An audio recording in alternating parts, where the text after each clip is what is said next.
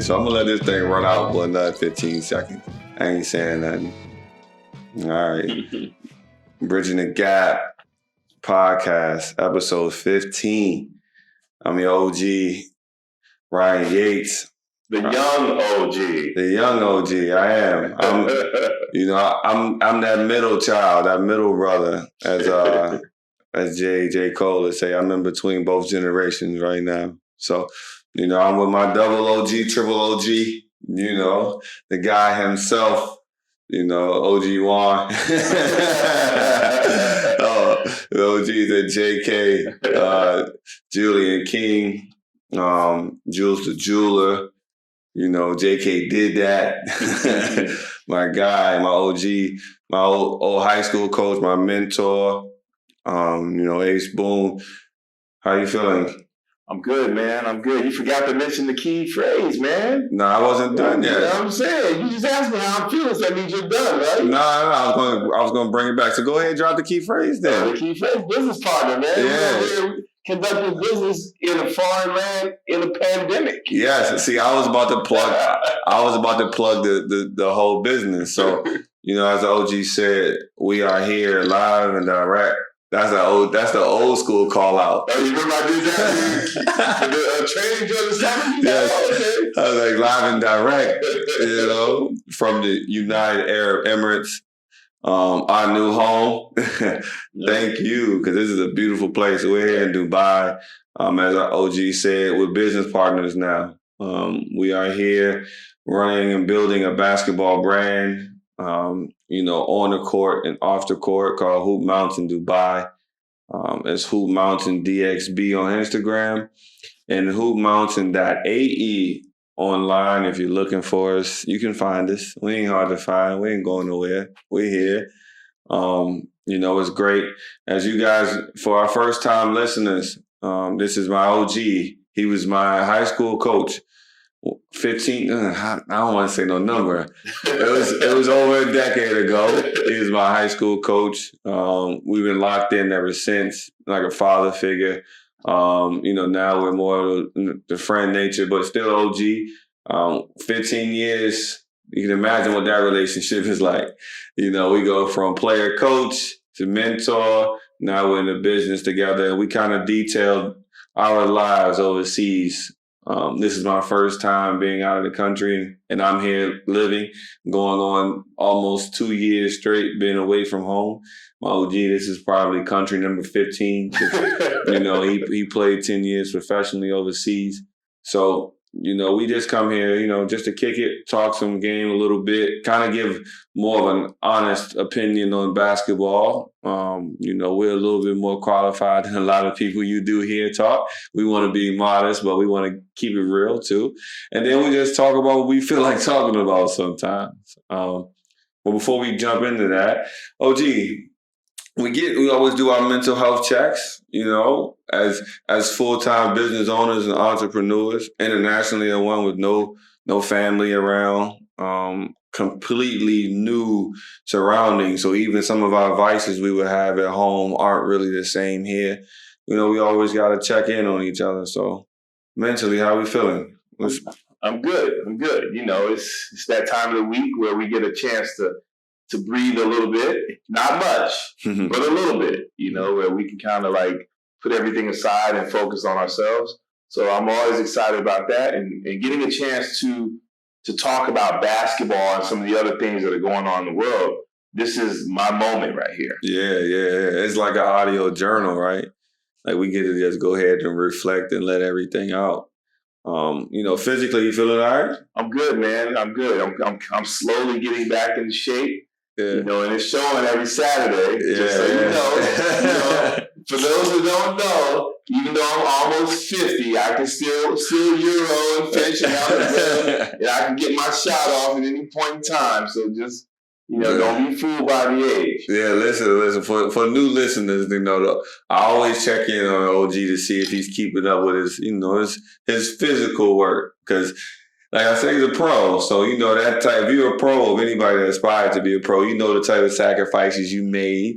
And then what you kind of got accustomed to as far as being in shape and feeling good physically. So, these days he does, as I always call him, the donut bandit. He does have a bit of a sweet tooth that he jumps in and out of, but he still makes sure he gets his work in. I get my work. Yeah, and we play. Like I said, 15 years I've been around this guy, so it's been a lot of times where I've been on the other side of some L's.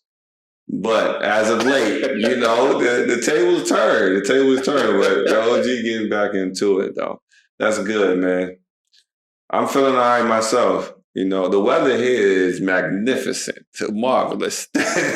Anytime you're feeling down, overwhelmed, just take a step on the balcony. Hey, man, how about we got a balcony now? Yes. Well, we had a balcony before, but we have an iconic view. Tell everybody about one of the iconic structures here in Dubai that we see every day. We have a direct view to the Bridgin, one of the most beautiful pieces of architecture in this country, in the world, really. Every night, the entire building is illuminated with lights. I think just recently it was all red because the Arabs have gone to Mars. Yep. A space mission that I believe Sheikh Zayed had, and they followed through for his dream, and they made it happen. So we get to see that every night. And man, when we get to detail, we have some new things coming with the pod in the next couple of weeks because we think that you guys love us a little bit. You're listening. So we're going to take it to a new level, but we'll detail some of the humble beginnings that we've had in the midst of this business venture. But yeah, as you said, Coach, you step outside and it's wintertime and it's between 75 and 80 every day. The sun is shining. I'm getting the vitamin D I need for my skin and my mood. Like it's spectacular. Physically feeling good too. My birthday's at the end of the month. I know. This is like the 5th time you told me in a 24-hour period. I know. Yeah, because it's serious, man. Come on, man. I'm at the end. I'm at the end of that point to where I'm like, yo, okay. Those 2 O's is done. Those 2 O's is done.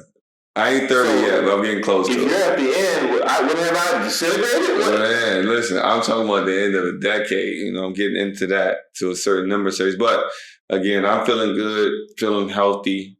I think we got good. I think we got a good barber now.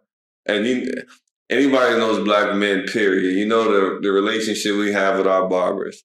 That's like our therapist. I've had the same barber for like over 15 years, like the same one, no changing, nothing. Even in college, I'd drive 2 hours to get a haircut from my barber before I got one in the college town. So out here, I've been struggling to find a good fade. I ain't had a good tip fade or fade. And like I might have one and then he ended up leaving, So now I think we got one. We'll see if he's sticking around, hopefully. So I'm feeling good. But let's get into some of this. Well, we in like 10 minutes in. Yep. We like 10 minutes in. What the time at? Well, first of all, let me shout out E Boogie. I don't even know if I can give him a nickname. And to be honest, I got a whole list of things I need to holler at Ethan about. But I'm going to wait till he's here in person. I got to wait till he's here in person. Yeah. But our guy Ethan is with us via Zoom tonight doing his thing. As I say, the best animator in Dubai, in the UAE, and he's just getting started. If you guys haven't seen anything, go to our Instagram and check it out. He's killing it. Yeah. Sometimes I got to throw a book at him to let him know it's okay. We can figure it out and keep pushing, but he's knocking it out of there. So shout out to Ethan, healthy, whole family's healthy. Yep. So thank God for that. We shouted out Ethan, which is well deserved, and a couple things with Ethan. Let's make sure that going forward, Ethan, when we're in the gym, you get your outside voice, man. Oh, yeah. Speaking with some bass. Yeah, saying with your chest. Yes, you know what I'm saying? We need that. And shout out to Jello. Yeah, hey, Jello. Jello. We're not talking about LeVar, son. Talking about our Filipino brother, Angelo. Our brother. Yeah, who's been looking out and being a great, great asset to the company. This is dope. Jello, talk about the basketball stuff, but you know why Angelo is clutch? No. Those buffets he always put us on to. Always putting us here with the spot. Man, that's a special place. The person, look, you talk about different people in your life that you got around, acquaintances or whatever, but I got a special spot in my heart for a guy, a girl, any friend that puts me on to fire food spots. If you do that, that's real love. Right. That's real, man. Right. I would stick that out. And we can talk basketball. Man. I can talk sneakers with Angelo. Yes, I can talk sneakers, I can talk hoops, and we can go back and forth with it. And Jello got game. Yeah, he can boogie a little bit. He got a game. So, he's definitely got a spot with us for sure. Yeah, man. So shout out to our guys, man. We don't have a big team, but we got a team. We got the right team. Yeah, and that's always important, picking the right team. So shout out to our guys, man. But let's get into a little bit of basketball talk. I'm going to say this next statement for as long as I have to until Rich Paul or somebody hits me. And, I know it's not going to happen no time soon, but get Anthony Edwards out of Minnesota. Man, I know what you're saying. I warned you about Minnesota. Yes, but he just got there. Yeah, he got to. I know. He's okay. Now, if he's there more than 2 years, he needs help. He needs to wave the white flag. Then he's okay for now, though. I know it's good now, but I want to be proactive. So when we start the protest, it ain't coming out of shot. Let's say. Right. The latest thing is Malik Beasley. Right. He's a guy who got traded from Denver, or he might have just signed from Denver to Minnesota. He was a key piece of the Denver bench. Right. He's been in the tabloids recently for being with Scottie Pippen's wife. Yeah. Right. Or you remember Larsa. But that was, with him already having a family and a wife, all those little things. So recently, let me pick up the exact thing because I want to say this correctly because when I saw it, I was like, yo, what's going on here? Am I reading things? Am I tripping? Let me see. It says that Malik Beasley has been arrested. Right? Oh, I'm getting all these different things. Well, he got arrested for, I guess, having an assault weapon outside of his home. Right? And so he's on a $120K bond, I believe. I'm just saying, this ain't the environment, right? Like, that right there is confusing to me. That ain't where I want my youngster to be around. I don't know, man. Again, we talked about, and this goes into a whole different topic of why NBA players flex their muscle. Oh, I found it. I found the exact thing. It says that Malik Beasley ordered to serve 120 days in jail after pulling out an assault rifle on a family outside of his home. Yeah, I mean, whatever that news is, whatever it may have been warranted, may have not been, but we talked about organizations and teams and those places being vital for a young kid's future. And Minnesota ain't got nothing that's all together at all. And this isn't his first time. So he was facing felony controlled substance, narcotics, and felony receiving, concealing, stolen property charges before as well. It's just tough, man. Putting a kid like that there, it was, one thing that may happen is, now Edwards can get the keys to the car and get more minutes. Yeah, but true, but doesn't matter.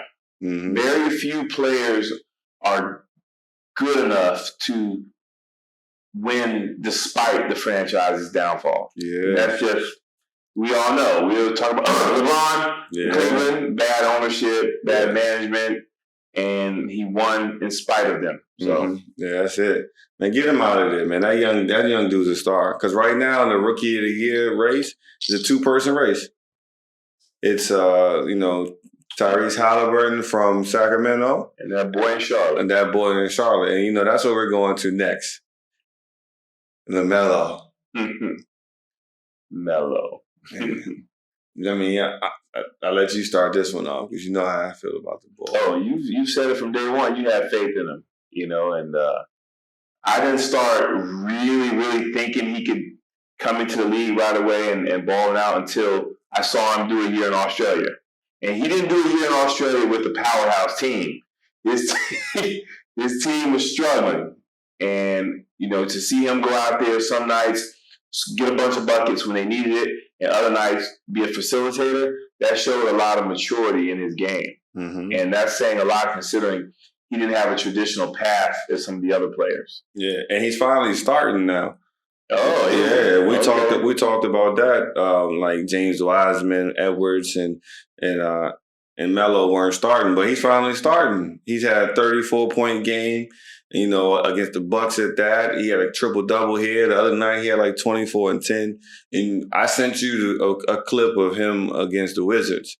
And you were like, man, who's letting him dance out there like that? Right? And he's like, of course it's the Wizards. But that's the biggest thing for me, the confidence, right? The confidence and the swagger on top of him having the skill. He's one of the best ball handlers. And ball handling has levels. Passing is a part of that ball handling. When you can pass off the dribble with one hand on either hand, whether it's a lob, full court pass, a full court bounce pass, and put it right on the money, that puts you at a high level ball handling. Only Chris Paul and a couple other people can really move it like that. Right. He's got a combination of skill, size, and he's deceptively strong. Yeah. He's deceptively strong. He can get pushed around a little bit when you get up under him, but he holds his own pretty well. And his swag is through the roof. Yeah. It's just through the roof. He knows if you come down and go at him, if his coach doesn't call his number the next time, he'll catch you at some point during the game, and he's gonna come at you again.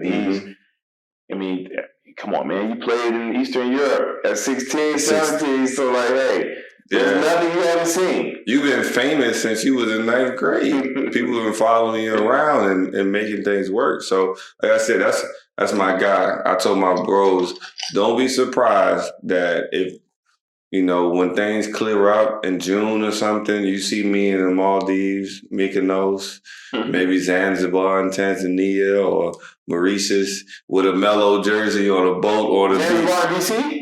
No. Okay. I know that was still going. Okay, that's my time. Yeah, he's showing his age, man. He's talking about, it's Chocolate City. I said, I'm in there. Shout out to LaMelo, man. Keep pushing. I love to see it. And even Lonzo been shooting the ball better and playing well, too. So, real solid pros, man. LaMelo Rookie of the Year. Before we wrap up, because we're not going to talk too much NBA right now, because, All-Star is coming up.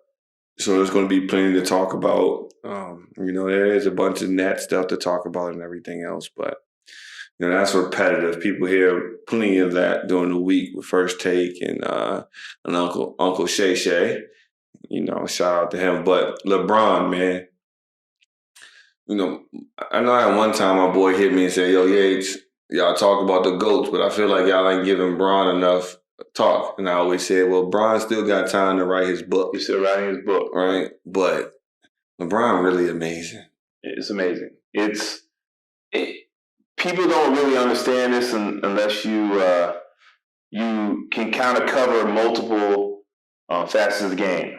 Thinking of the game as a player. And it doesn't mean you have to be a professional player, college player, high school player. You can be a guy who meets up at the Y every Saturday morning at 8 a.m. to hoop. That means if you get up there, that means you love the game. Absolutely. You know. So player, fan, coach, analyst, or whatever, you got to realize that LeBron's in a space that MJ was at, Dr. J was at, Kareem was at, Wilt was at, Kobe was at, Magic was at, Bird was at, where you've done something that not many others can do, and so we look for reasons to tear you down just to show that you're human. But these dudes ain't human. Right. And LeBron he's that guy currently that is not human. He's what we consider the football version of, we talk about Tom Brady. They ain't human because they age differently than everybody else. They perform differently. They think differently. LeBron, what he's doing at age 36? Yeah, 36, going on 37 or something. With 1 million miles on those wheels. Man. That's saying a lot. Since 18. And if you're a sneakerhead, and I'm not a sneakerhead anymore, but I know I cannot walk around in my daily life or hoop in those LeBrons. Yeah. I will pull something. Yeah, them things heavy. They match his game, him, Zion. Right, they gotta have shoes like that. Russ shoes too. They kind of like work boots, like construction joints. Like they gonna be serious. They gotta take that brunt. Yeah, they gotta take that brunt. So. But that's something that we always got to make sure we chat about and keep. Let me make sure we hear and keep going with LeBron. For those who don't really know, I am an avid Laker fan, and because of that, I wasn't really feeling LeBron coming to LA at first. It was hard. It was mixed feelings because I'm a Kobe guy, Laker guy, so I know what it means to be a Laker. It means championships. And I didn't know what LeBron was going to have left in his tank. I didn't know what he was coming back with. I didn't know if he had intentions of just being in LA to get ready for his post-basketball career. Because in the NBA, if you want to get ready for your post-basketball career, you're going to make your move to LA, or you're going to make your move to New York somehow, some way, right? So you can make that stuff happen. So he made that move, and I was like, man, I didn't know. Am I going to get the LeBron where I know for sure he going to be locked in and ready to go? But man, come on. LeBron coming to the Lakers with all those greats that have been there. He's going to come there. Yeah. And he said he was a Lakers fan. Yeah. And he modeled his game after Magic. So come on, he's coming there to get one. I was just worried. So, now I'm ready for him to go back to back. So we'll see how that goes. The odds are stacked up against him. But again, that man's special. What's interesting, too, though, is right now, a lot of people, and Chuck and Shaq are always talking about this, but a lot of people are talking about AD. Because AD isn't really, as they would say, dominating, right? He's having good numbers, but he's not dominating to what they would like to see. They say he doesn't have that dog, right? I mean, we saw him dominating the playoffs. We saw him get things done in the playoffs. I do think right now that, that 71-day break that they had between finals and the bubble to start of the season kind of slowing them up some. Yeah, a little bit. And you know better than me how you got to pace yourself over a long season like that. I think, even during the playoffs last year, you and I talked about AD, and even though he had a good defensive game one night and a statistical night offensively that other people would kill for, and I was saying that, no, they need him to do more because he's capable of doing more. And I think a lot of AD's success is because LeBron pushes him and forces him to do certain things because he knows what he can do. And I think AD has always been that player that he's going to getting out of bed, he's going to get a double-double. That's just who he is. But has he really reached that point where he just knows that I can dominate every night and I should dominate every night? And LeBron is in a space where let me keep LeBron on cruise control until we really need him. Mm-hmm. I don't know if he's really reached that yet. And winning a championship for the first time where now AD can point to other people and say, what you got to say now? Has that success, has he fully, how can I say it, has he overcome that moment? Because we know winning your first championship, it's a big hangover. Yeah. I think part of it too, because he's also he got to take care of his body because he grew fast, and a lot of things changed. So I'm happy with the Lake Show is managing him too.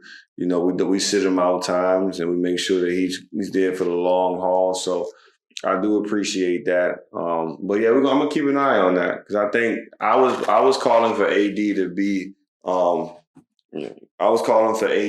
MVP this year because I thought it was coming. So we'll see. Joel Embiid has something to say about that. Yeah. But it would be nice to see Embiid battling AD for it though. Yeah. Right now it's Embiid and Bron. Right.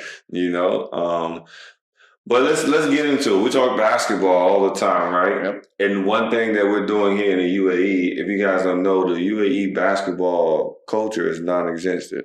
There are basketball programs and people teaching basketball. But for you real hoopers, you understand that basketball is a culture. Just like hip-hop's a culture and just like, movie people, they love it. It's a culture around that as well. But basketball as a culture hasn't really been established at all. Right. So one of the things that we try to continuously push to our kids is that basketball is a tool, one, and basketball can just help you in so many different ways in life.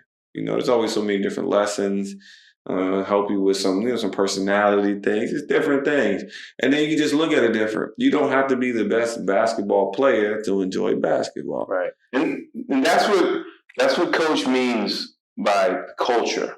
Mm-hmm. The culture can't be just the talented players being involved in all of the events and being recognized.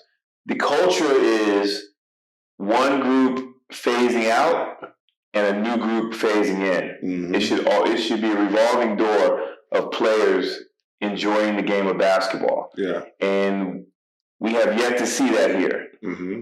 And so that's what we want to inspire in the young players, men, women, that everybody can take part in this sport and enjoy it and have fun and get better. And basketball is a huge community builder, right? When you can have a team that the whole community supports and they travel to go support, and then another team that has that community there, and then just building a sense of camaraderie around everybody. So with a country as young as the UAE, basketball can be instrumental in that growth. But let's start where some people fell in love with the game. Some people fell in love with the game of basketball through watching it. Some people liked it through watching it, but fell in love with it through a movie, right? And some people fell in love with the game of basketball and the art through watching games. And then they saw a movie and was like, yo, I'm living life exactly like that, So what Coach and I, we talked about earlier was getting together a top 10 list of basketball movies for us personally, right? On our Hoop Mountain business page, we'll have a top 10 list that we put together, collectively, but that'll be more of a G-rated, something for all the kids type stuff. But for this list, for us on the pod, we're going to talk about, us personally and where we go with it. So Coach already has his 10, not in order yet, but just his 10 and a few honorable mentions. So we'll start with the OG, and then we'll work through my list. So let's start with your honorable mentions first, since there's no order for that. Okay. My first, like I said, Coach said it's not in order. I'm just gonna name them O. O. Yeah. And that was kind of like an ode to an old play, basically like Romeo and Juliet somewhat. Okay. But it's a basketball version. Okay. With, what's my man's name? Mekhi Phifer. Okay. And so, and Julia Stiles. And hold on. Don't tell. This sounds like some damn Save the Last Dance stuff. Nah. This was, and I forgot. Josh Harnett was in it. Yes. And these guys are in a prep school in South Carolina, I think. Mm-hmm. And Josh Harnett plays on the team. Mekhi Phifer plays on the team. Josh Harnett's dad is the coach, and he's a well-respected actor. I forgot his name. Martin Sheen. And everything evolves around the best player on the team, which happens to be black. Yeah. And he dates someone outside of his race. All right. I have seen this movie. I haven't seen it. I didn't watch the whole. I don't remember. Is it based on something like Othello? Mm-hmm. Yeah. I've seen it. I've seen a little bit of it. So it had good basketball action, but it had a good storyline behind it too. Okay. So you gotta check it out, Coach. You gotta check it out. I'm gonna have to actually sit and pay attention to that one. And I'm really showing my age now. I think this might have been like 1985, 86. Yeah. Those of you my age know what I'm talking about. Teen Wolf with Michael J. Fox. I seen Teen Wolf. Yeah. He was just a normal, high school student, but somehow he turned into Teen Wolf, man, and he was getting buckets. Yeah. And he had a lot of swag with it too. Teen Wolf is a legendary one. And the previous movie, O, is just the letter O for anybody that was going to listen. But Teen Wolf is one. Michael J. Fox got a couple of them classics back in the day. Back to, all right, so we got Teen Wolf. Teen Wolf is crazy. And you know what, Coach? Maybe ask our listeners or maybe you can set up where somebody can maybe send in an answer of who actually played Teen Wolf when he turned, because he was getting buckets. Yeah, okay. We'll have to make that one of those little questions. We'll do it for the Hoopmountain one. Okay. My next was Sunset Park. Okay. Sunset Park, what time is it? It's time to get live. And anybody who played on a high school team in the inner city, public school, you feel this movie. Because a lot of stuff that took place in this movie happened to you. Man, listen. When Spaceman, Terrence Howard, that was one of the wildest castings ever, too. You got DeAndre Bonds, and you know what movies he been in. 3 Strikes. That's Stacy from The Wood. And then you got the one, Fredro Starr.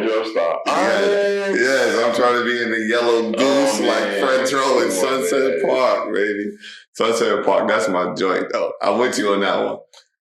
That got Like Mike. Okay. Which, yeah, that is what it is. And all the kids, Bow Wow. But we just talked about my man, the guy who adopted him at the end. Morris Chestnut. Yeah, Morris Chestnut. Shout out to him. Yeah. Then I'm going to skip over this one and come back to it. I'm going to go Glory Road. Okay. Glory Road is something real significant because it was the first time a starting 5 in Division I college basketball had an all-black starting 5, and they won a national championship against the mighty Kentucky Blue Devils. Wildcats, I'm sorry. And against Adolph Rupp, one of the best coaches of all time. Pat Riley was on that team as well, right? He was playing. Yeah, that's a big Black History Month. Even though it's Black History Year forever, always. It's never just a month. But that's a good little tidbit for you guys. So Glory Road. We finish it out with, for my honorable mention, Space Jam. Okay. We talk about MJ. Okay. Now, some people are going to say I should have this in my top 10. Mm-hmm. You know me from many years being isolated overseas. This is before the internet, y'all. So, I really got into movies and the acting, the substance and everything and the dialogue. And Space Jam just didn't have it. It just happened to have MJ and, the other NBA players in there, Charles Barkley, Patrick Ewing, Sean Bradley, and those guys. Yeah. And it was just a cool concept for the time. But It's not in my top 10. All right, we talk about Space Jam, right? LeBron coming out with that Space Jam, not Space Jam 2, it's just a different name. I can't remember which one.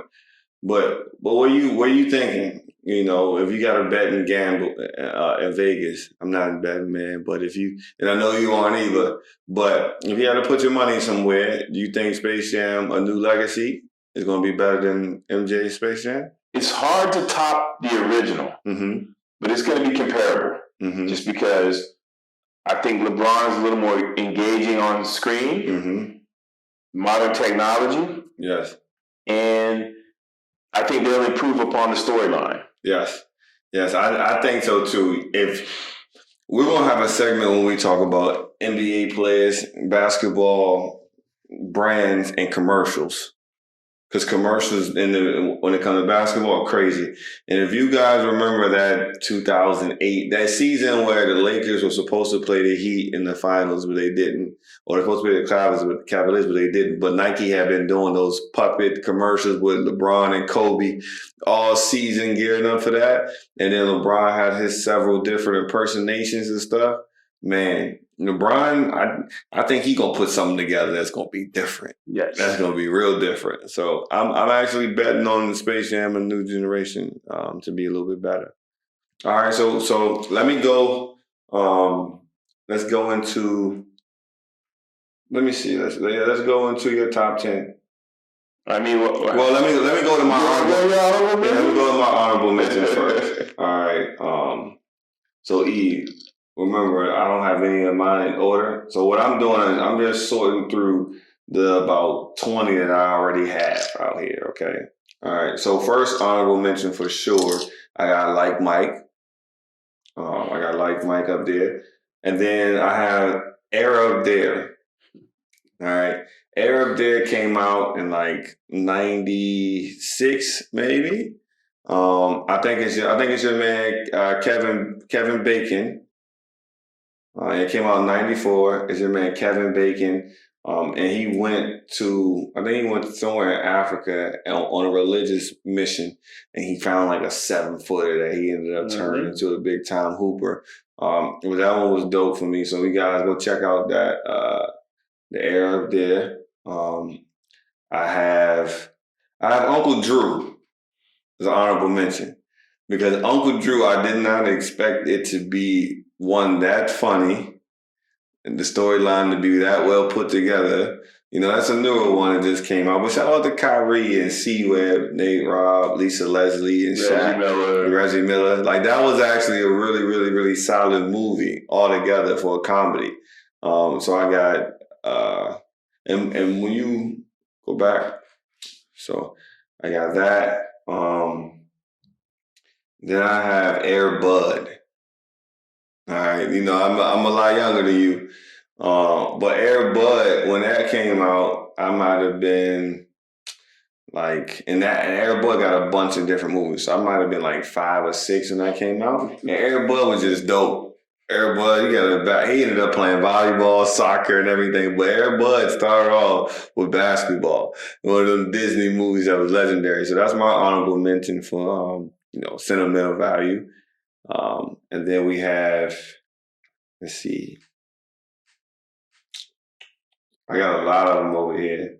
I'm putting Space Jam as well into my honorable mention. I have Sunset Park is in my honorable mention. Move Space Jam out of that one for me. Yeah. I have Glory Road as well. And then I also have Semi-Pro. Semi-Pro. In your honorable mention? In my honorable mention. Talk, no, we're gonna talk. We're gonna talk. Since that's in Coach's top 10, so he's gonna get to that. So I got Semi-Pro in my honorable mention. Go back to my list.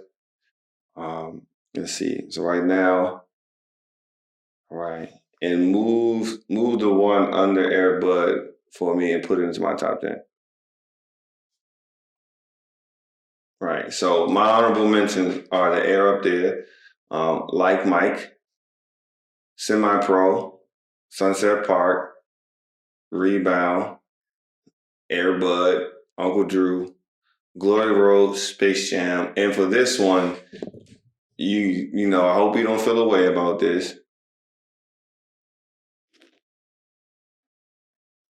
The Hoosiers. So I don't have it in my top 10 because it's a generational difference, big time, right? Sure, so sure. by the time I saw Hoosiers, I had already seen Above the Rim. I already seen Above the thing. I understood it completely though. Right. After a while, I understood it completely, but it didn't connect for me as much just because of the way basketball was. It was all white. It was Indiana, and traditionally back in the States, you know, Indiana got that. You know, it's one of those foundational places for basketball. So that's my honorable mention right there. So I got Air up there, like Mike, Semi-Pro, Sunset Park, Rebound, Hoosiers, Air Bud, Uncle Drew, Glory Road, and Space Jam. All right, let's get into that top 10 action, man. All right. Again, no particular order, but I'll just start with... All right, no particular order, but you got to give your number one at the end. Okay. You got to give your number one at the end. First one, He Got Game. He Got Game. Come on, man. We're talking about Denzel Washington. Man. One of the greatest actors of all time. We're talking about Ray Allen, one of the best shooters of all time, in a movie that embodies what a dysfunctional family, maybe a black family, goes through in terms of kids having to grow up a little too fast, too much responsibility, and get into a better situation, and the system using their influence to try to, how can I say it, manipulate those individuals into doing something that is going to be beneficial to the system. Right. And it just hit home. It just hit home because everything was pretty much to the 10th letter in terms of accuracy. We're talking about star player taking care of his sister. Mother died tragically. Yeah, we won't give out the whole plot. Yeah. Father sent away.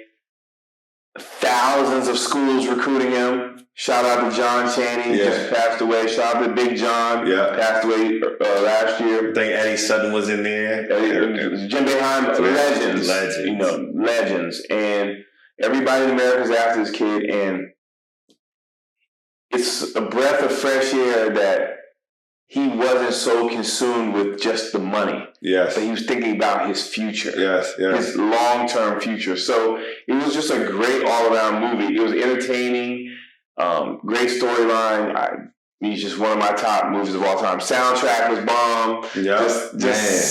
Just a lot. You know, Rick Fox was in there. Listen, the recruiting visits were on point. Listen, everything, because it's in my top 10 as well, right? And you talk about the cast, but then you talk about Spike Lee, right? Because you got Hill Harper in there. Yes. You got Hill Harper. You got Rosario Dawson. Yep. Like that entire crew. Jim Brown was in there. Remember? Shout out to Jim Brown. Jim Brown had the little. He was the parole officer. I think parole, whatever that was that he was on. But it was so crazy also to depict the leeches you will have. Because what it was is generational talent. You know, that's what some people bet on their kids to be when they throw them in sports early. Instead of like allowing them to do something. But they just hope that they'll turn into be what Jesus Shuttlesworth was. And then you got your girlfriend. You know, Lala was crazy. Yeah, but she was one of them girls that you see around the way, especially for the athletes and the basketball players. And Big Unc. Yeah. Big Unc about to get him. Man. What was Unc's name? What's Unc's name? Go back to that cast for me. You know? Yeah, Unc, legendary. Bill Nunn. Uncle Bubba. Yeah, he driving a Lexus. Man. How you get this Lexus, Unc? Yeah. So, yes, He Got Game. Shout out to Spike. Spike always tells a detailed story. And what's great about He Got Game is through the midst of the story, it's giving you basketball gems. It's on Black Jesus. You know that's when they on when they on the pier walking and he breaking it. Man, you guys gotta go watch. I gotta watch that this weekend probably. But he got games in my top 10 as well. Sure. What's your next one? I got Rebound. We got Rebound in your top 10. I respect this. This might not be in your top 10 because this may be a generational difference here. Those of you that really, really know basketball or you want to know basketball, you gotta think about where it all began. The playground. Yeah. Rucker Park in New York. And this is something that all the New Yorkers, people from North Jersey, Connecticut, all hang their hat on because they know whether you were a professional, you had a 9-to-5, you were a high school dropout, whatever. If you can get buckets in Rucker Park, you were a legend. And this is a gentleman by the name of Earl the Goat Manigault. And we're talking about, the legend has it that he was able to jump as high as the top of a backboard. Somebody put $1 up there. And he jumped high enough to go up there, take the $1 and leave change. And so that's where legend was born. And some people say he was more athletic than MJ. I mean, if you're doing what you just said, I believe it. You know, saying a lot. And so it tells his story because a lot of people that, you know basketball have never heard of the story. Just because he's a playground legend. He's not on CBS. He's not on ESPN. So you talking about the HBO television film? Yes. Yeah, so we gotta clarify that because Rebound for me is Martin Lawrence. I didn't know that. You gotta score that. Ain't nothing in terms of Martin Lawrence involved with this movie right here. Yeah, we thought you was talking about goggles in there. No, this was a legendary actor by the name of Don Cheadle. Yeah, we know Don. So you just put me on. I've never watched Rebound. So Rebound, The Legend of Earl the Goat Manigault is a movie that came out in 1996. It was directed by Eric LaSalle and it stars Don Cheadle. So I've never even seen that one. Yeah. So you just put me on. And for those of you that don't know who Eric LaSalle is, go back and watch Coming to America. He was the dude with the Jerry curl that was trying to get. He was with Shorty from McDonald's. Yes. Okay. Yes. Oh, that's dope. All right. Yeah, you got me sold, man. So KG was in it. Kareem was in it. They say it looks like a few people. Monica Calhoun.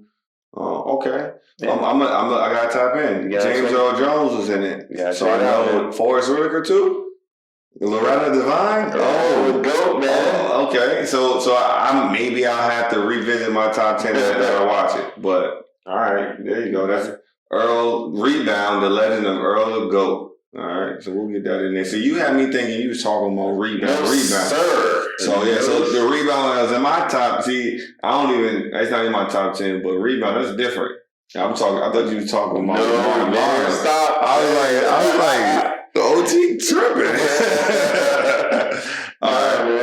All right, cool. All right, so what you got after that?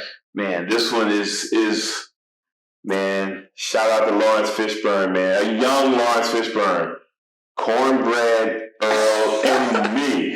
Y'all know when I say cornbread, y'all know we're talking about a star basketball player in the neighborhood back in the 60s or something like that. And we're talking about just beloved by the neighborhood. And he's that guy that's going to go on and do great things, but something tragically happens to him. And this is one of the all-time greats. And it's really come to light again just because, we've had a lot of social injustice that we've been protesting about over the last, 3 or 4 years. And there was a moment in this movie where there was abuse by police. Right. And there was repercussions from that. Yeah. But this is a movie that if you're an older guy or older woman who loves basketball, this one kind of is going to sink into your heart because you could feel every moment of this. This is crazy to me because Earl Cornbread and me. This thing came out in 1975, right? And shout out to TV One, because when TV One first got popping, you know what I'm saying? You saw Good Times every night. Good Times is on there. Sanford and Son was always on there, and then Jefferson, and they were good for showing these old school ones. So I caught Earl Cornbread and me. Talk about how fire of a nickname Cornbread is. Yes. Because for those of you, because that's a really Black American thing breakdown. But cornbread is man. I made some chili, and if I could have made some skillet honey butter cornbread to go with it. Oh my Lord! Let me tell you how it goes. Cornbread is one of those things you say in terms of having dinner. You got this, meal's complete. Mm-hmm. Cornbread in this particular situation. You hooping, you got a team, you got cornbread, your team's complete. Yes, Lord. Yes, Lord. It's just something special about it. Like you go put it wherever it's there. So after that, what you got? I got Coolie High. Ooh, Coolie High. I went back to back with him, baby. I went back to back with him. We're talking about Coolie High, Chicago. Yes. We're talking about just another situation. A star basketball player who's beloved by everybody, but he got his regular homies that he grew up with. Preach. And, sometimes it's a lesson to be learned with this too. Sometimes you have to, I just talked to one of our young hoop stars about this earlier today. Sometimes if you're going in a certain direction and your close friends aren't going in that same direction or pushing you in that direction, then sometimes you got to separate yourself. Mm-hmm. And this was a situation where Preach and those guys needed to separate themselves from certain people. And in most cases, the person with the most to lose lost. Yeah. And this was a situation where it did turn some people's lives around, but at what cost? Yeah. And so this also is for the old heads, and it hits home to me because we all know somebody that tragically, didn't get a chance to live their life, and they had so much potential. So Cornbread, Earl, me, and Coolie High, man, right there back to back. These are real life basketball situations, in certain communities. Yeah, that's real. And like I said, shout out to TV One. Because I saw Coolie High too. It was crazy. Yeah. It's crazy. All right, what you got next?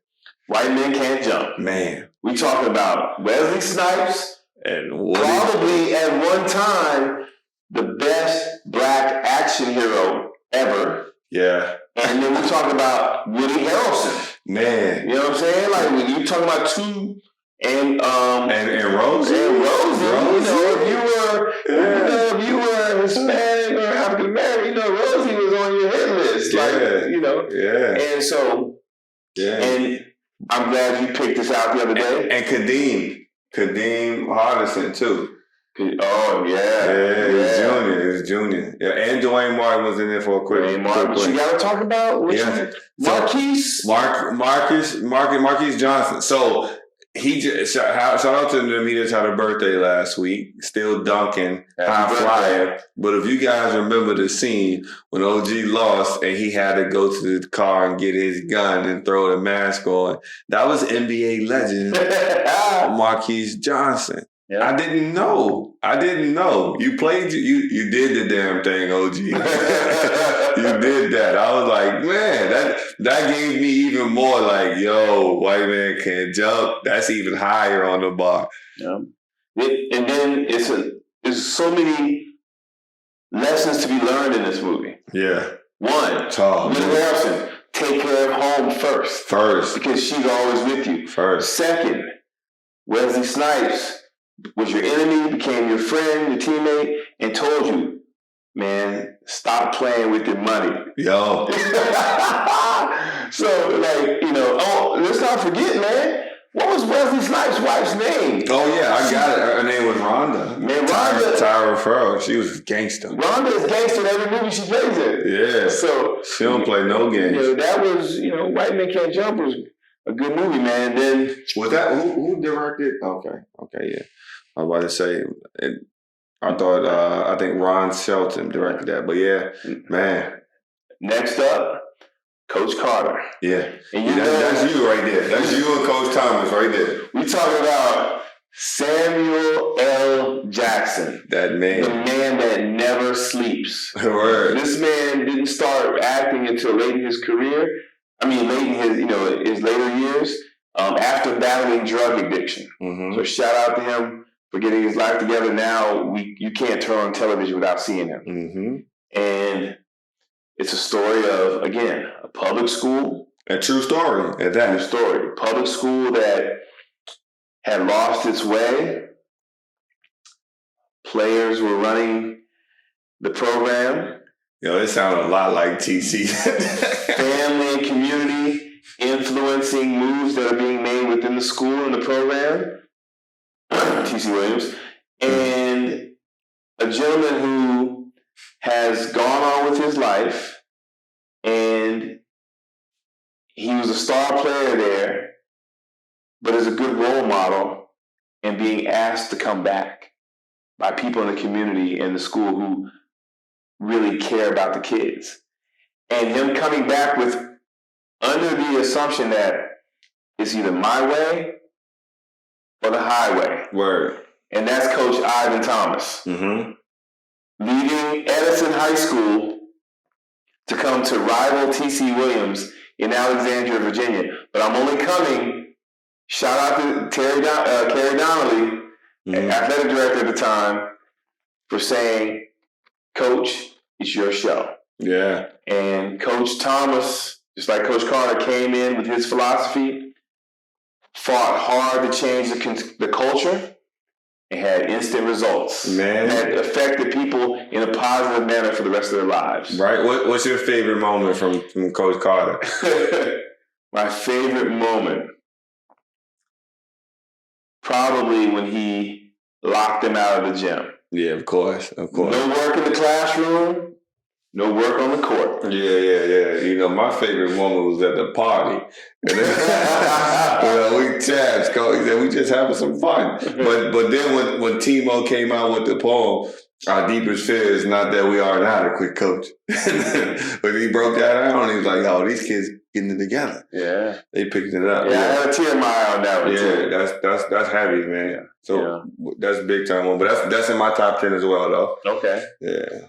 Semi-pro? Semi-pro. It's in your top 10. Okay. I got to, man. We're talking about Andre 3000. Yes, shout out to Drake. Then we're talking about Will Ferrell. Will Ferrell. Come on, man. We're talking about, what's my name, D-Ray? Yeah. I think Woody was in this too, wasn't he? Woody Harrelson. Man, Woody Harrelson. Yeah, that's right. Yeah. Man, we talking about an all-star cast. Wow. Michigan. And those of you that know D-Ray Davis. For those of you that know, playing in minor league basketball in the United States, a city like Flint, Michigan is one of the spots you would be in. Yes. Cold all the time, it's dark, dreary, and they love hoops. And those fans are crazy. And a lot of those things that went on there, I've seen actually happen. I didn't see the part where you were fighting a bear, but I've seen a lot of the other stuff. And, it was funny. A lot of lessons to be learned there.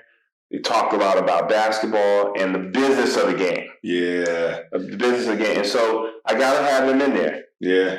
And it's similar to what the business of it is like now, too. We're going to take a quick intermission. But hold on, not no intermission, but we just slow up. Coach throwing me off a little bit. If you guys knew what I was dealing with on the other side, y'all would go crazy. I can't even believe he put semi-pro in the midst of this. Semi-pro is wild. Coach got to tell you some of those stories of him when he had to when he was coaching in Canada. He was coaching in Canada, and he was telling me how they would drive him out on a court in a car whatever their car sponsor was. I think it was a purple PT Cruiser or something. They're driving them out on the car when they introducing the teams. So, that gave me some real semi-pro vibes there. So I get why you locked in on that one, man. That's funny. Man, well, let me just say this. Let me get it straight. We were sponsored by Ford. Oh, all right. So they would drive me out in the car before the game. And they started out driving me like in Mustangs, muscle cars. I'm 6'6". I can't get in that joint. Yeah, he's rolling out of this. So I finally got him to, I convinced him to have like the big SUVs, even Expedition, the big F-150s and stuff like that. So we cleaned it up a little bit. But the semi-pro vibes that really got me were some of the names. Let me give you guys some of the names, because if I don't give them to you, Coach Ryan is going to call me out and make fun of me. So I'm not going to go ahead and give it up. For sure. I played for a team in Minnesota called the Rochester Skeeters. So a skeeter is a mosquito. Is that what it is? It's a mosquito. So our team then had a big mosquito on the side of it. You know what I'm saying? Looking like exterminators. Yeah. You know what I'm saying? And then I played for a team in Minot, North Dakota. Shout out to Minot. They showed us a lot of love. Bob Spahn, one of the greatest semi-pro coaches of all time. We were called the Magic City Snowbears. Magic City. Magic City. And let me say this, man. Listen, what is in North Dakota? Snow. What Magic City Snowbears? And man, they're good people. Good people love basketball. Yeah, I bet. Appreciate basketball. And I'll never forget, we're going through the play calls and things like that. And Coach said, when I ball my fist up, we're going to go into our trap, our half-court trap. So what's it called, Coach? We can't see you.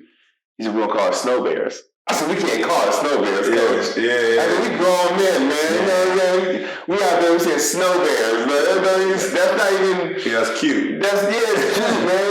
It is scary. And so... Use it, North Dakota. I'm still stuck on that. Magic. What the hell is Magic City in North Dakota? There's only one Magic City.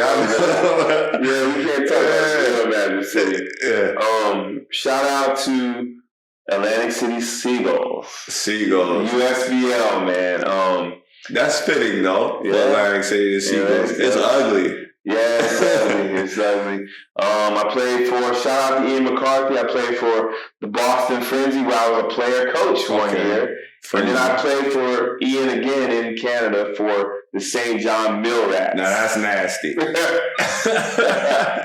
St. John Mill Rats. Disgusting, man. Mill Rats. Hey. So semi-pro, the tropics and all those. Yeah, man, listen. It hit home. It hit home. That's what we say. Basketball do something different to you, man. What you got left? What you gave us, about 6 so far?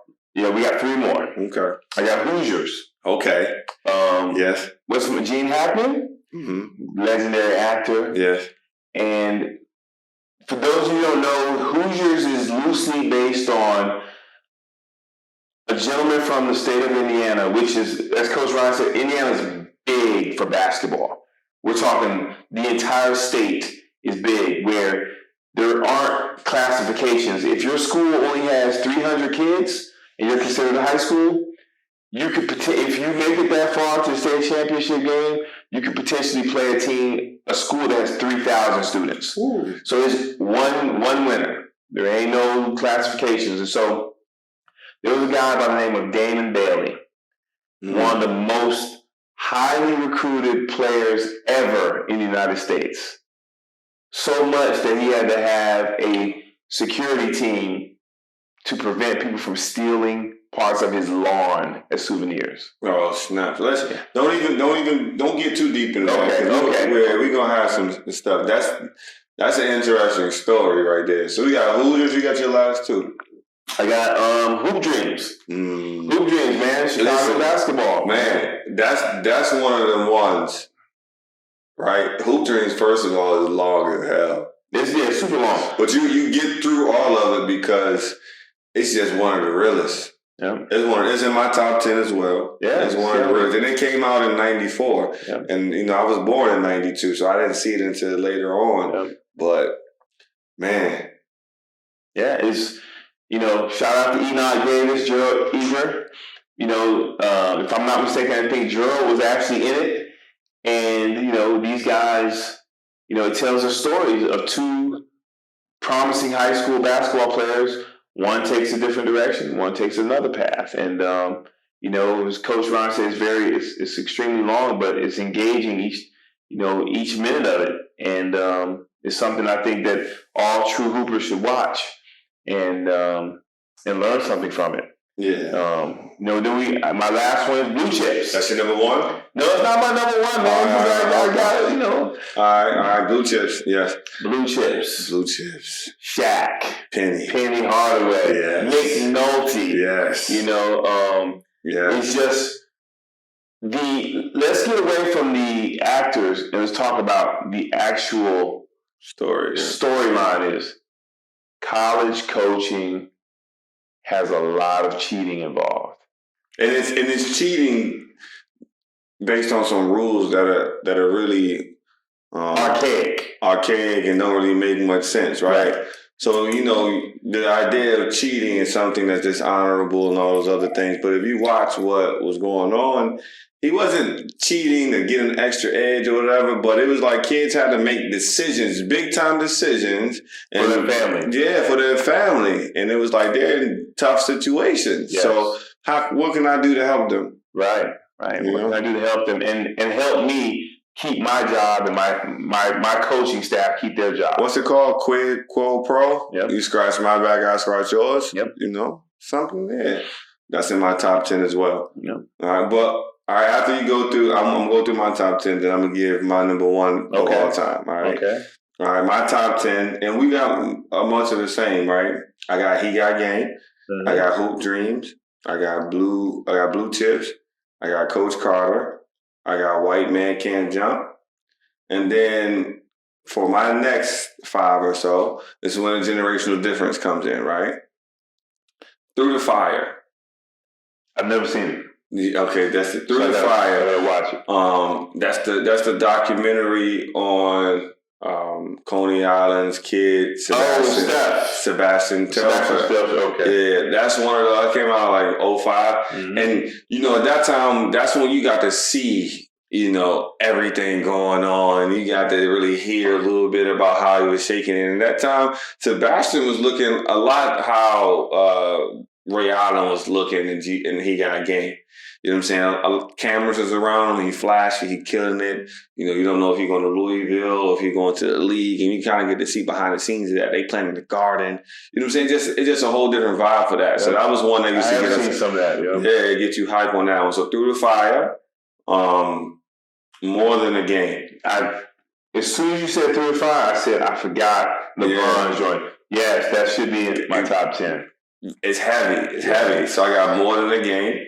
And I hesitated because I wanted to put Benji up there, but Benji was more like an ESPN special. It wasn't one of those movies where you can get there, but they get in there. And since we're talking about documentaries, Lenny Cook has a documentary that I saw, and it was crazy. It was just crazy to see the difference in how his life went from, being rated above Bron, Melo, and everybody, and him being their OG to the end of that. Like, he had one of the saddest moments ever. Where he ended up at, that wasn't too far from where my moms grew up at. Like, well, that's what I was going to say. It hits home for you. Yeah. Because, your family's from Virginia, and that's where he lives now. And he doesn't live in Northern Virginia or the Hampton Roads. He lives deep. He lives in... the crevices. The crevices. Yeah, it was tough to see some scenes in there, like when it was his birthday, and they would... it was tough.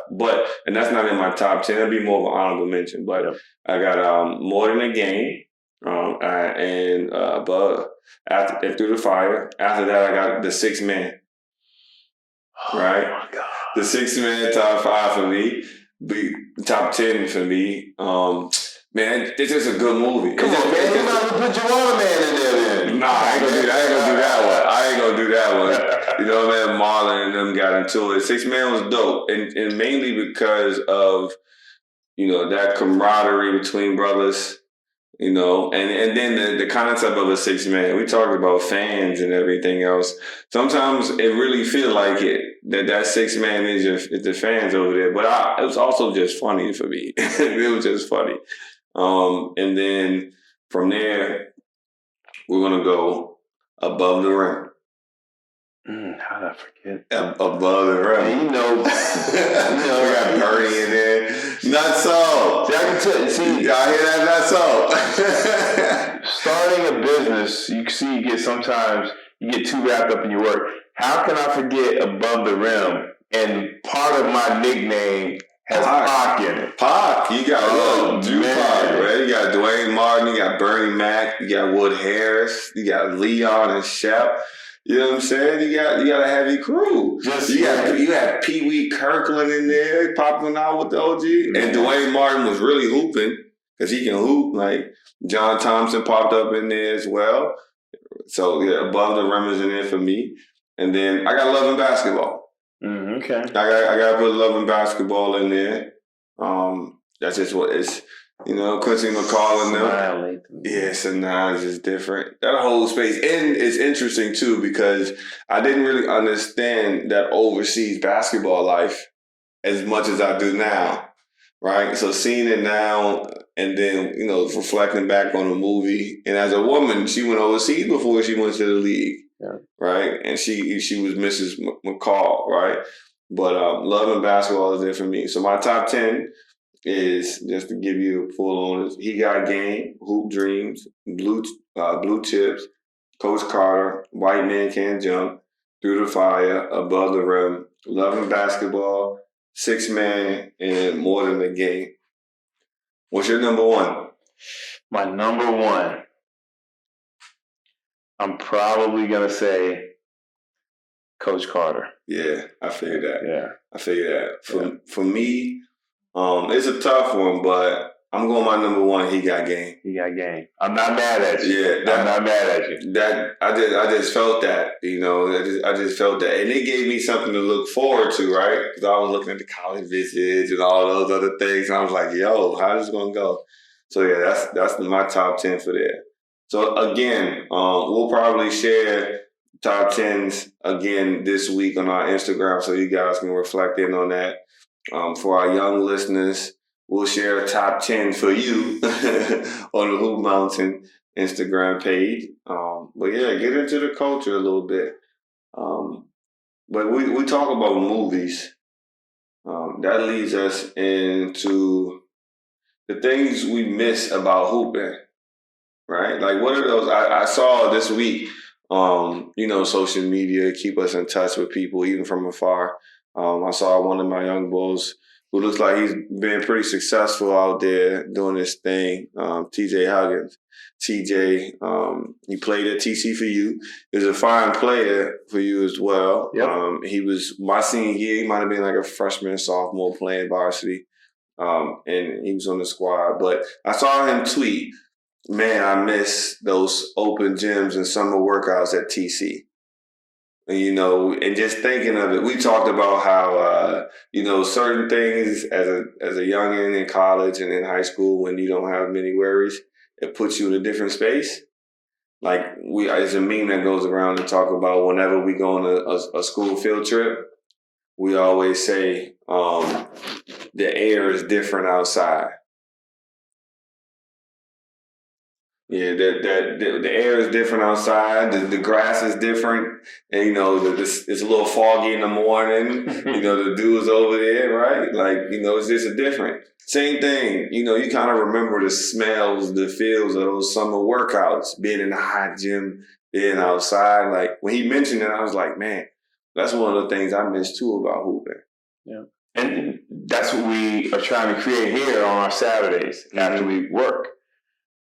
You know, people probably didn't. The older guys, like Glenn and those guys, and they came back when you guys were still playing, they kind of understood that was a place where it was a refuge, where you guys could come, and coaches too. Because if you notice, like, the coaches who I was friends with would come play too. Hey, Jeremy, I hope you're listening to this because I remember we had to retire you. You had to hang them things up after a while. He was like, my legs ain't moving like that no more. Towards Achilles. Yeah. Shout out to my man Jeremy, Coach Marshall from West Springfield High School.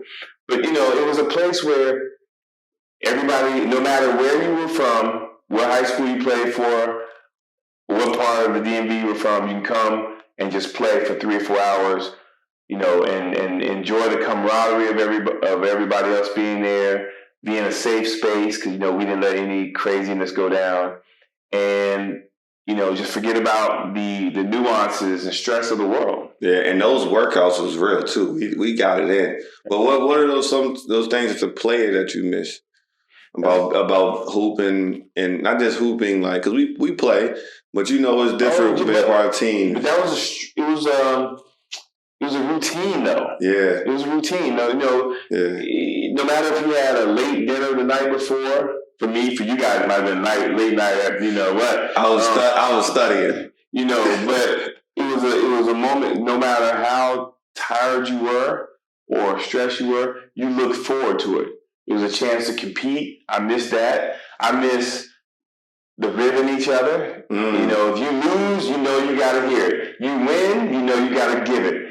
And that would only motivate everybody to come back stronger the next week. Yeah. And so that we built an environment where not only were people competing, people were getting better. Yeah. People were pushing each other. And you know what you guys did? Even though you guys were competing against each other during the season, you guys supported each other. Yeah. The one thing I miss about just hooping, period, like consistently, talk about the routine, but I miss that feeling of being in my flow. Yeah. Like right now, I'll be like, yo, if I just had 2 weeks of some consistent workout stuff, like my rhythm will be there. Yeah. And like being in rhythm and being where everything's sharp, tactical, you can go out there and work on what you've been practicing and training on. Like, I miss that feeling. Because when you putting up them 1,000 makes or whatever it is you're doing, when you're doing all them ball handling drills, it feels good when you can come in and you pulling up off summer league, you pulling up tray balls from right over half court, talking trash because you in your rhythm. Like, I miss that feeling. You know what I'm saying? Like, I can still get to it the way I need to get to it here, but now it's like you go right to your spots. You got to get to that mid post, that elbow action, and all those things. But I miss being in the flow of things, being in that rhythm. That's a whole different step. We're gonna try to get back into that for sure. For me. That was a case of being in a situation where I know I can no longer play. Yeah. But I'm still out here with the fellas. Yes. And so that keeps you young, keeps you going, keeps you energetic. And plus, now when it's time for me to eat certain things, I can justify it. I burn the calories. I can justify it. So it was. Let's just face it. It's the best exercise you can have. Yes, it's better than being on the elliptical. I get on there, but I hate it. Yeah. Better than getting on the treadmill. Better than getting on the recumbent bike. We're talking about you're playing. Yes, for sure. And like you talk about that interaction with your boys. Man, that locker room talk, that stuff is just, it's unmatched, and then you can be in that space with like minds, right? And the dope thing about basketball is when you're playing on a court or you're a part of a team, there's so many different personalities that you're around. Yep. And you kind of learn how to, interact with those things that you would never see before. And you get to see different spaces. It's crazy the type of conversations you have with your teammates over basketball or, in the locker room after a game. You're like, yo, you into that? Yeah. You peep that? You like that? So yeah, man, that's some dope stuff there. But, we're gonna wrap it up there. That's a good moment. We're gonna do something to see what people think of that our top 10 basketball, movies and everything. We're gonna see what people think of that. Check it out, see if we can get some callbacks from that. But you know how we wrap it up, post game wrap up. Let's see what you got for me, McDowell. Well, I want to do a combination of something involving Black History Month too. Yes. If you don't mind. The one thing is I want to talk about watching basketball. I don't think we have enough people that say they want to play basketball in our immediate environment. I don't think they watch enough. And I'm not saying you always have your favorite players you watch, but you got to watch everything. You got to watch the good and the bad. In that way, you have an idea of what not to do and what to do and how it relates to your game. And to our listeners out there, especially our young hoop stars that's with Hoopmountain.ae, get into the habit of watching games. And it doesn't have to be the most traditional powerhouses, whatever. Just be a fan of the game where you're always learning and evolving. And one thing in regards to Black History Month, I want everybody to know that this is the first time in history that Harvard has an all-Black starting five. Oh, I didn't even know that. Yeah, it just happened. So I think it's not getting a lot of fanfare because one, college basketball isn't getting the prime time exposure it normally does because of COVID. Mm-hmm. Because a lot of games are being canceled, things like that. But that's something that we as a Black community need to be proud of because it's an Ivy League institution, and we all know what some of the perceptions are of African Americans being in some of those institutions, where you have 5 student athletes. And for those of you, no matter what your race is or ethnicity, you got to understand that being a student athlete at the college level is extremely demanding. And then you put on top of it, you're in an Ivy League school.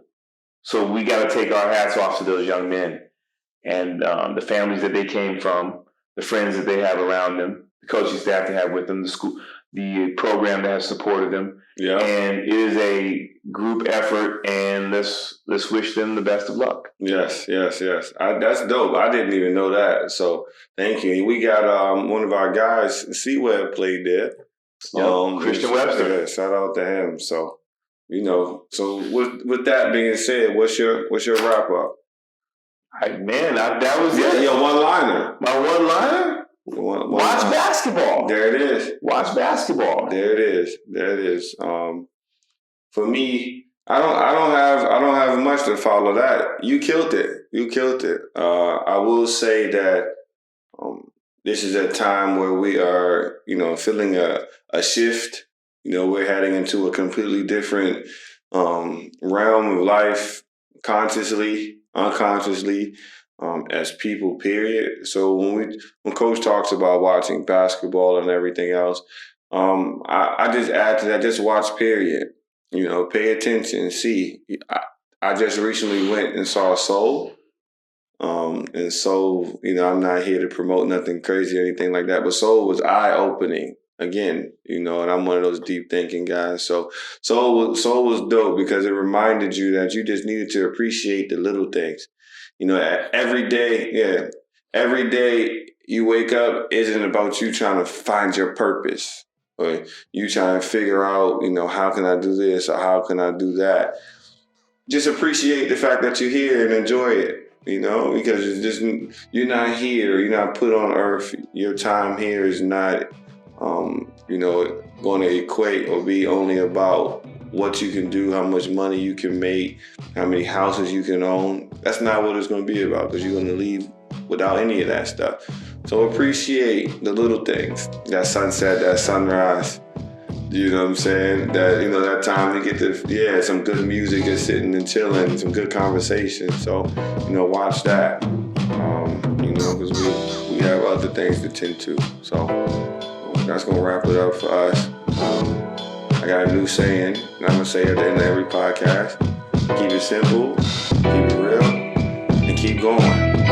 That's it for episode 15.